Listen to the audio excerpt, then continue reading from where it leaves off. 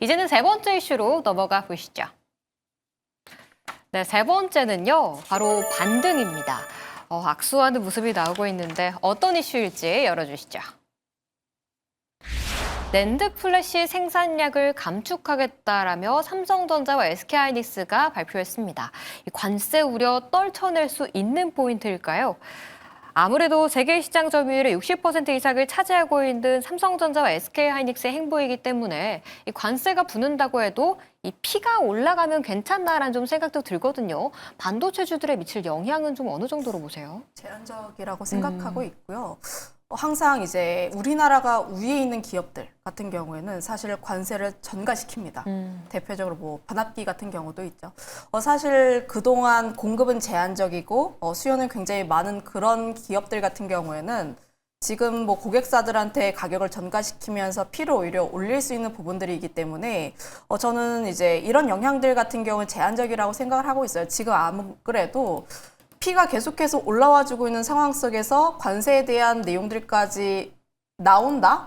그러면 오히려 이제 기업들의, 그러니까 디램이라든지 이런 기업들의 위치를 더 공고히 하지 않을까라는 생각을 가지고 있어서 결국은 반도체에 대한 더 좋은 스토리로 흘러갈 가능성이 높다라는 생각을 가지고 있어요. 아직까지 디램 쪽에 대한 내용들도 그렇고 사실은 반도체에 대한 내용들의 스토리가 자체가 변화한 것이 없기 때문에 계속적인 관심을 가질 필요는 있다라는 생각을 갖고 있습니다. 다만 사실 SK하이닉스라든지 삼성전자에 대한 내용들이 단기간에 좀 올라오게 되면서 약간 쉬어가는 국면들이 있기는 해요. 특히나 SK하이닉스 같은 경우에 오늘 시장에서의 수급적인 흐름들이 좀 들어왔는데 네.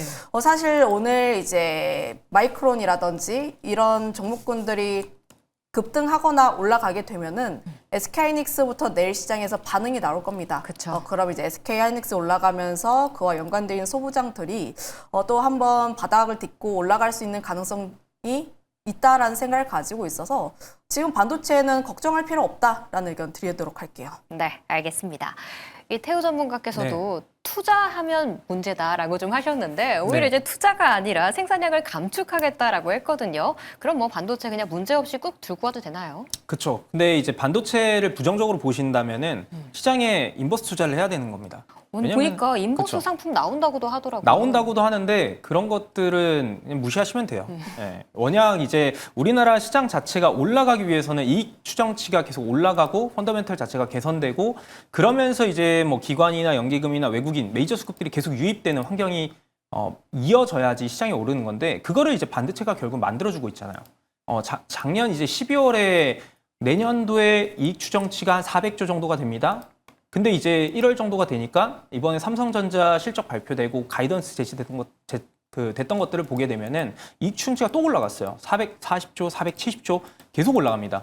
그래서 지금 또 그런 구간에서 반도체 뭐 TSMC도 그렇고 삼성전자도 그렇고 SK하이닉스도 그렇고 다 신규 투자한다고 했습니다만 여전히 초과 수요를 이 신규 투자한 물량 자체가 따라가질 못해요. 그래서 여전히 가격 결정권이라고 하는 부분들을 이 반도체 공급자들이 가져가고 있기 때문에 뭐 워런 버핏이 가장 중요하게 보는 투자 원칙 중에 경제적 해자라는 거 있잖아요.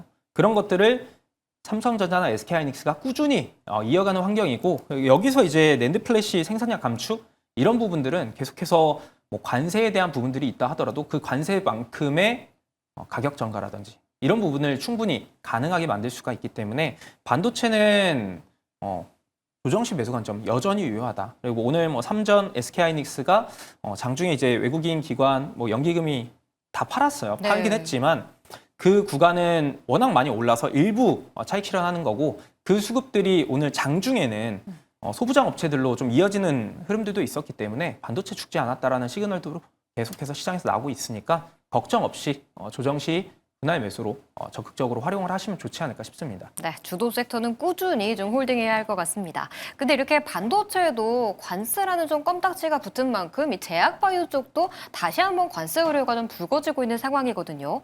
제약바이오 가지고 계신 분들은 참 답답할 것 같은데 어떡할까요?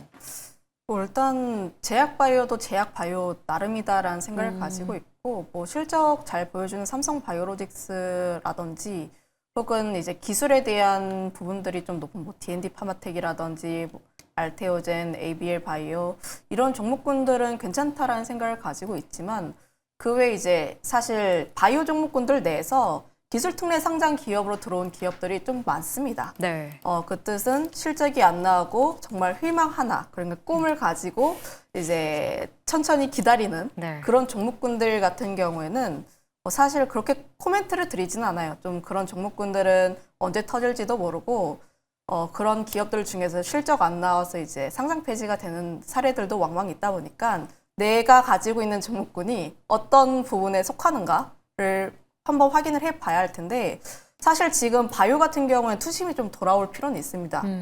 그동안 반도체 다음에 바이오가 간다 했는데 사실 바이오로 가던 수급들이 뭐 로봇이라든지 우주 항공 쪽으로 빠지게 되면서 지금 제약바이오는 이벤트를 기다리는 구간대라고 생각을 하고 있고요. 사실 오늘 알테오젠도 또 찬물을 뒤집었죠. 네. 우리가 기대했던 건 그동안 조원대, 그러니까 이제 조원대라고 하니까 항상 이제 늘 익숙한 그런 숫자이겠지만 좀 크긴 합니다, 사실은. 엄청 큰 사실 금액이죠. 지금 한 네. 것도 잘 하긴 해요. 한 거예요. 몇천 대이다 보니까 네. 잘한 거긴 한데 기대감이 그럼에도 문제죠. 불구하고 기대감이 있었던 부분, 특히나 알테오젠이 가지고 있던 그 기대감들, 그리고 저번에 뉴스에서 그래도 우리 할 거야, 우리 이번 주에 예정돼 있어, 이런 언론 플레이가 있었기 때문에 사실 그 기대감을 어떻게 떨쳐버릴 수 있는지 여부는 또 다르지 않나라는 생각을 가지고 있어요. 다만 이 기업이 기술력이 없는 것도 아니고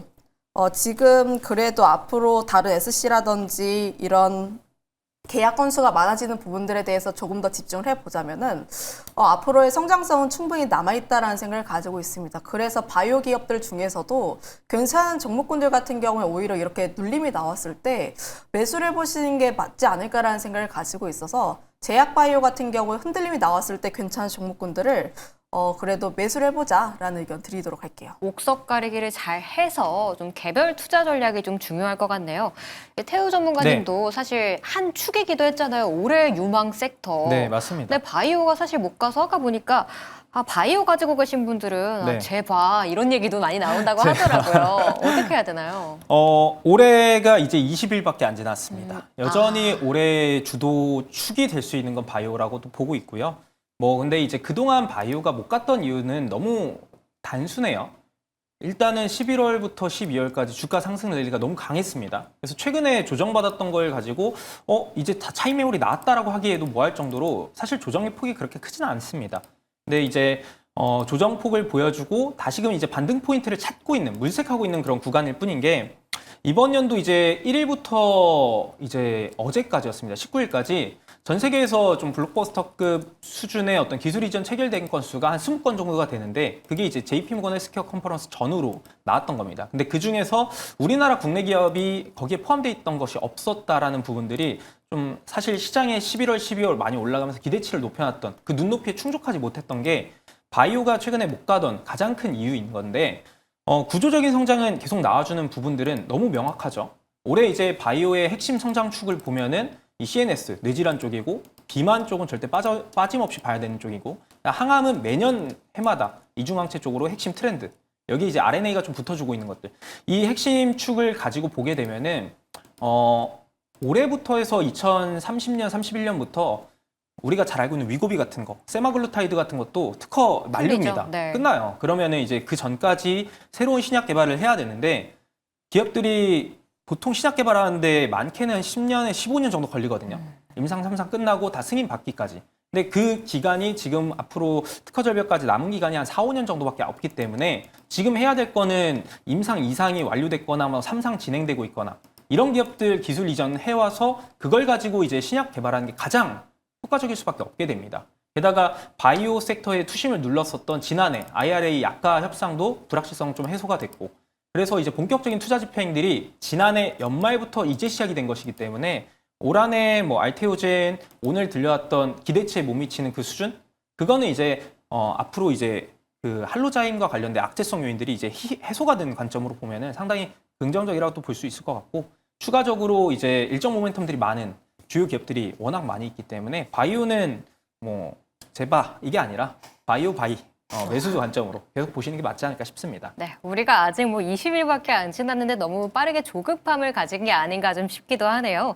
이제는 살짝 또 로봇도 짚어보고 가야 될 것 같아요. 지난주에 우리가 핫하게 다뤘던 주제이기도 했는데 오늘 같은 경우에는 장중 롤러코스터를 굉장히 많이 탄 섹터이기도 했거든요.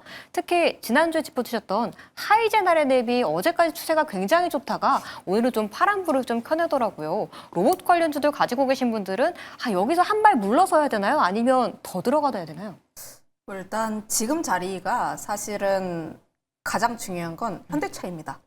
현대차가 올라가기 시작하면은 로봇 종목군들이 거의 상한가 치는 종목군들도 많고요.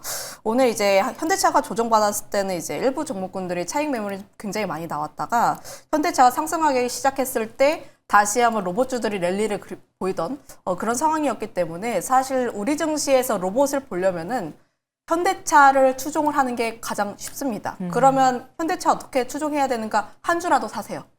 내 관심 종목에 그 종목이 없으면은 사실은 안 보게 돼요? 안 봅니다. 네. 관심 종목에 넣더라도 내 종목만 신경 쓰지 현대차를 신경 쓰지 않기 때문에 사실은 내 종목 안에 있다면 그 종목이 얼마나 기민하게 움직이는지 여부를 파악을 할 수가 있기 때문에 만약에 보수 로봇주 없으신 분들은 현대차를 그래도 지금 자리에서 매수를 한다면 현대차가 낫다라는 생각을 가지고 있고요. 사실은 그 외에 다른 종목군들 같은 경우에는 지금 자리에 너무 많이 올라왔습니다. 사실은 지금에서 비중을 확대하는 시기보다는 일부 현금을 확보를 하고 그리고 지금 사실 그동안 잘 올라왔던 섹터들에서 수급이 빠져나오고 그리고 그 수급들이 오늘 시장에선 다른 섹터로 넘어간 흐름들이 나왔습니다. 그러면 이거에 대한 부분들을 우리가 대비할 필요는 있다라는 생각을 가지고 있어서 일부는 현금 확보를 하고 조금 다시 한번 로봇에 대한 타점을 잡아볼 필요는 있다라는 생각을 가지고 있고 그 중에 하나가 현대차, 없으신 분들은 현대차입니다. 네, 가지고 계신 분들은 뭐 비중을 살짝 축소하되 그래도 현대차에 대한 관심은 꾸준히 가져보자라는 의견 해주셨습니다.